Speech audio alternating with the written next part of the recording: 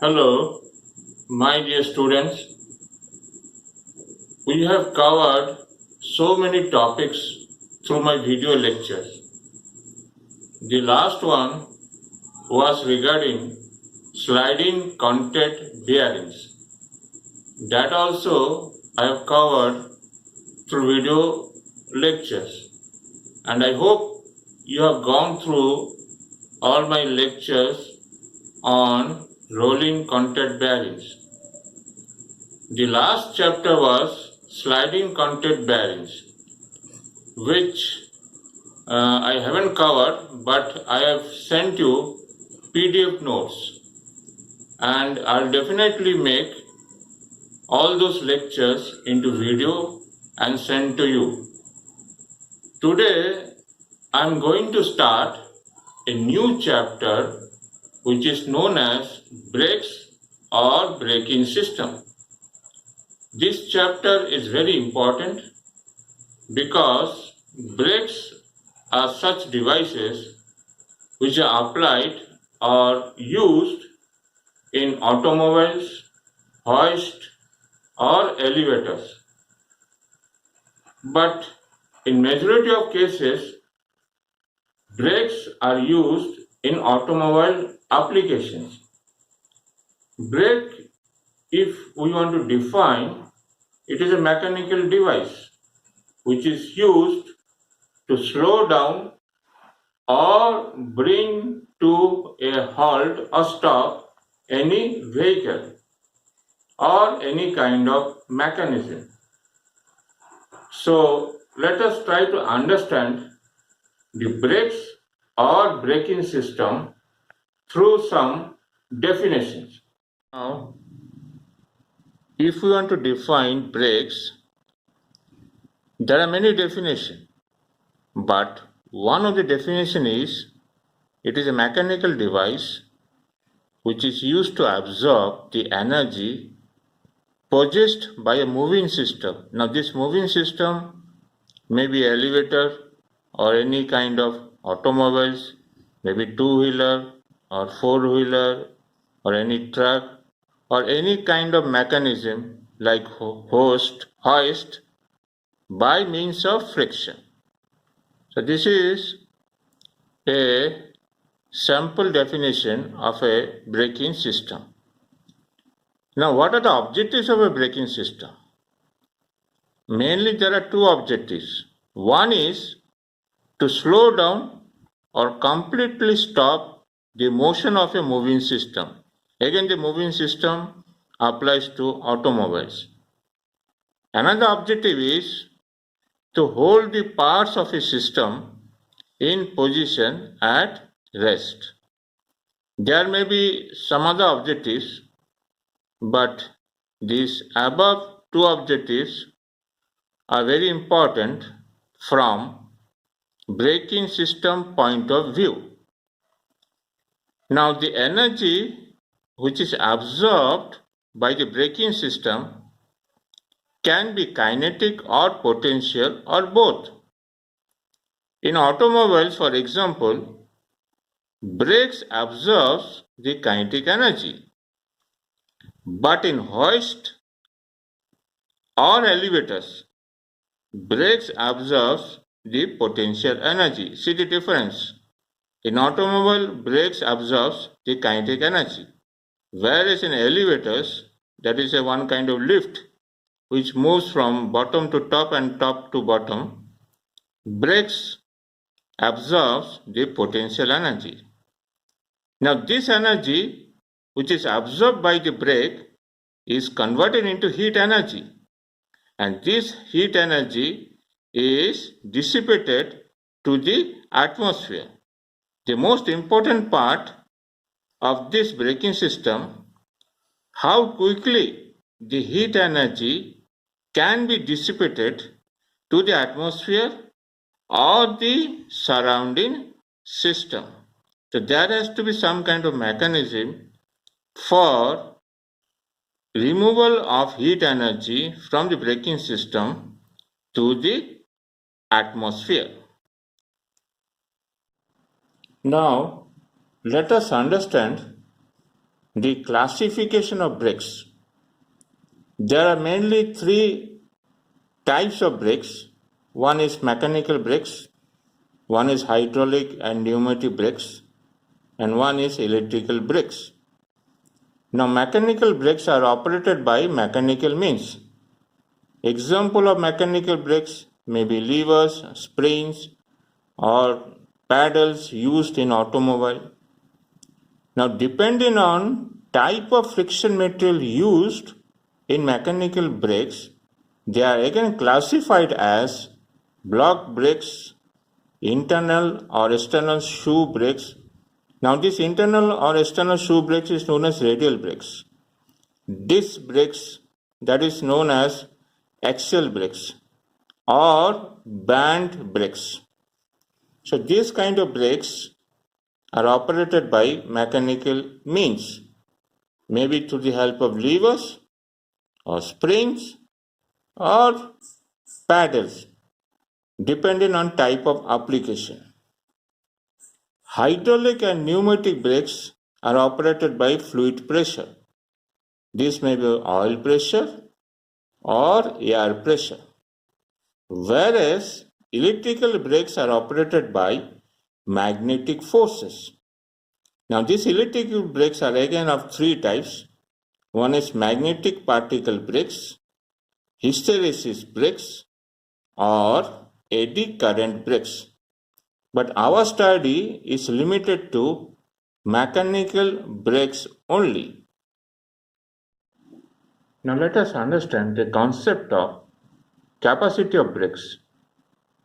Now, when we say what do we mean by capacity of brakes, there are certain factors which depends on the unit pressure between braking surfaces or contacting area of braking surface or the radius of brake drum or the coefficient of friction of the material which is used in braking system or the ability of brake to dissipate heat energy to the surroundings.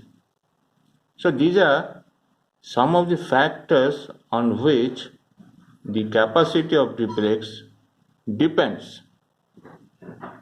Now, let us try to understand how to design a mechanical brake.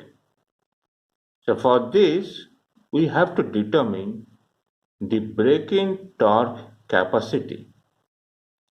Now, what is this braking torque capacity? The braking torque depends upon the amount of energy absorbed by the brake. So for this, there are certain equations are there which we have to develop. Now, for example, let us consider small m as mass of a mechanical system given in kg. Let V1 be the moving velocity, that is initial velocity of the mechanical system, and V2 be the velocity after the system has slowed down during the period of braking. So we can say that this velocity V2 is nothing but a final velocity during the period of braking or after the braking has occurred. So from this we can calculate what is the amount of kinetic energy absorbed by the brake. So kinetic energy which is absorbed by the brake is given as Ke is equal to half into mv1 square minus mv2 square in joules. If I remove m, it becomes K is equal to half into small m into v1 square minus v2 square. So let this be equation 1. Remember this equation. This is very important.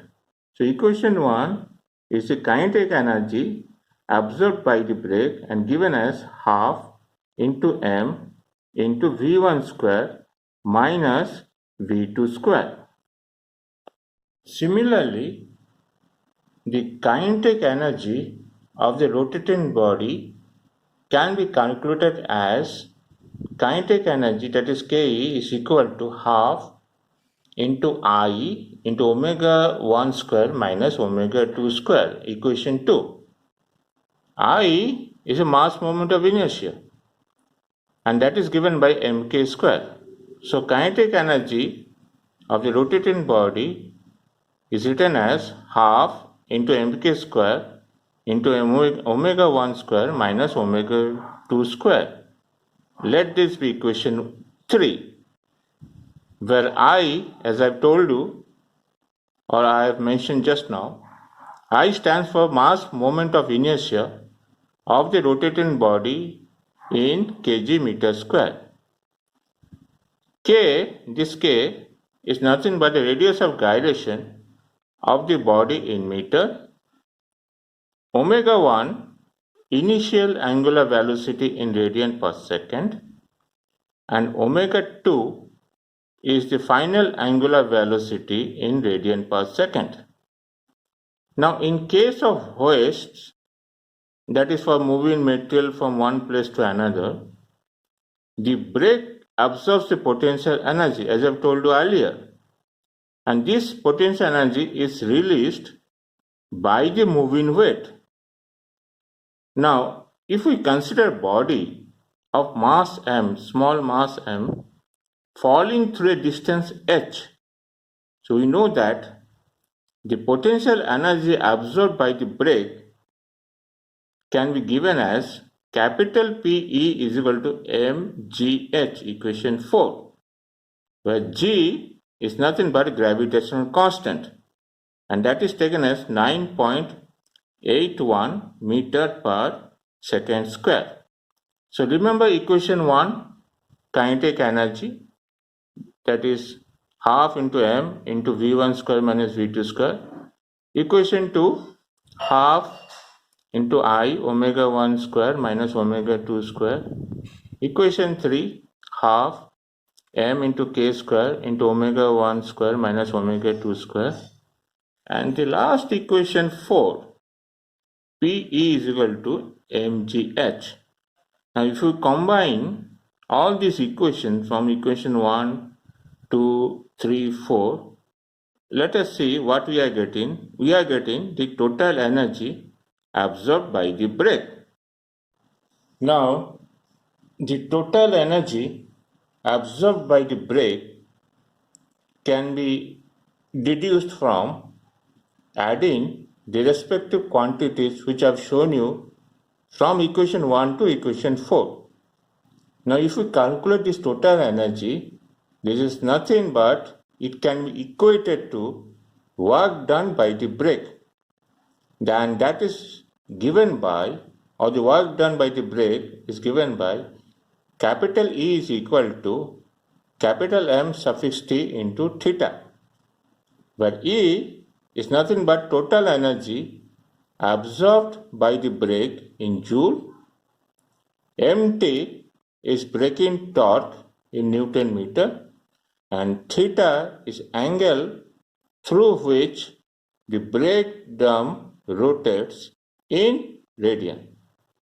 So, if we want to calculate the braking torque of a mechanical brake, we have to use or utilize this equation.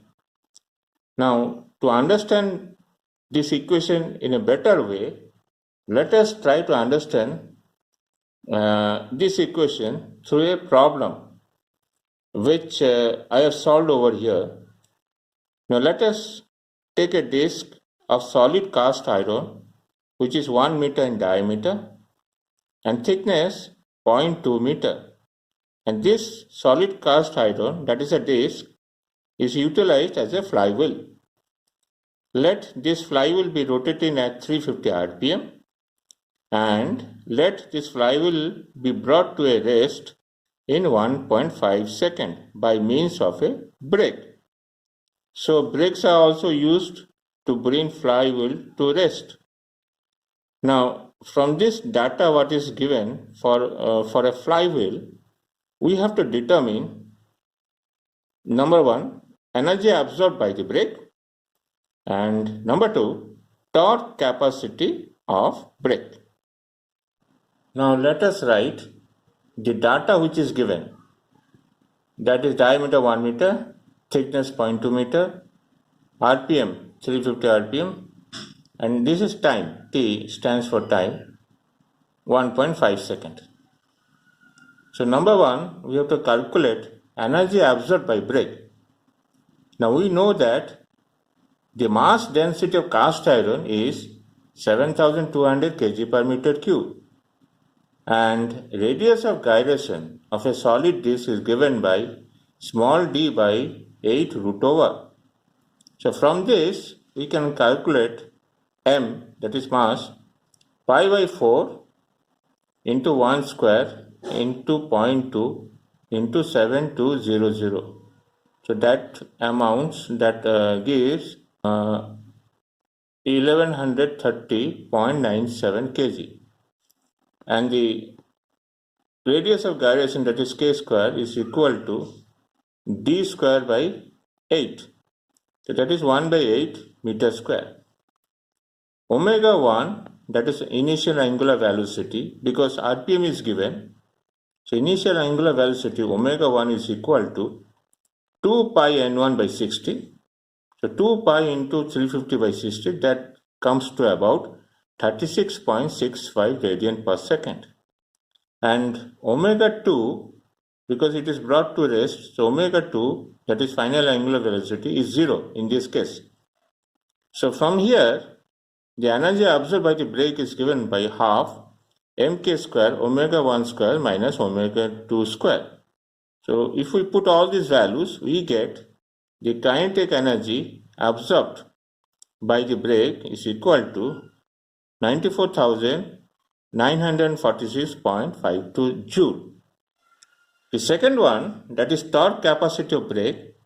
So first of all, we have to calculate the average velocity which is absorbed during the braking period.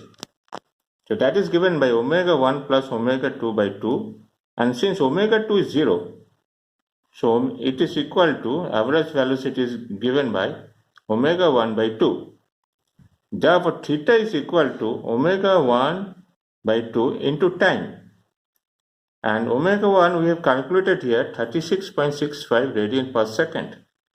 So 36.65 by 2 into time, that is 1.5 second. 1.5 second is the time during which the flywheel is brought to rest. So if we calculate this, we get theta is equal to 27.49 radian. Now the braking torque, or the torque capacity brake, that is mt, is equal to E by theta.